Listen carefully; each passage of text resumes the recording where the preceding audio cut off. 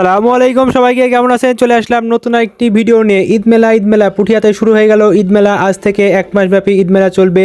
আজকে 26 তারিখ, আজকে শুরু হয়ে গেল পুঠিয়া রাজবাড়ি পার হয়ে পুঠিয়া শিশু পার্ক আছে। তো রানীঘাটের অপোজিটে শিশু পার্ক, আপনারা যারা চিনেন না অবশ্যই চলে যাবেন। পুঠিয়া রাজবাড়ি থেকে পূর্ব দিকে একটু গেলেই দেখতে পাবেন আপনারা পুঠিয়া শিশু পার্ক, সেখানে চলছে ঈদ মেলা। তো প্রথমবারের মতো পুঠিয়াতে ঈদ মেলা হচ্ছে। এর আগে পুঠিয়া শিশু পার্কে কখনো মেলা হয়নি, এর আগে কয়েকবার মেলা হওয়ার কথা থাকলেও হয়নি। তো এবার সফলভাবে শুরু হয়ে গেল। দেখা যাক মেলাটি কেমন হয়। তো আমি এবং আমার বন্ধু হালিফ, আমরা দুই বন্ধু মিলে ঘুরতে চলে গিয়েছিলাম।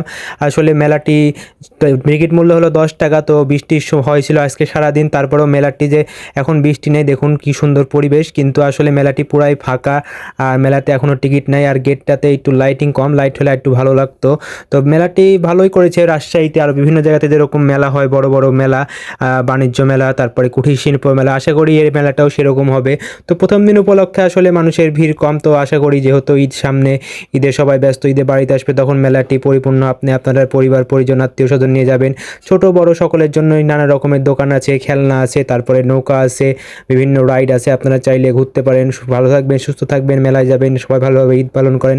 ভিডিওটি কেমন লাগলো ভালো থাকলে জানাবেন। দেখা হবে নতুন কোনো ভিডিওতে, নতুন কোনো জায়গায়। আল্লাহ হাফেজ সবাইকে।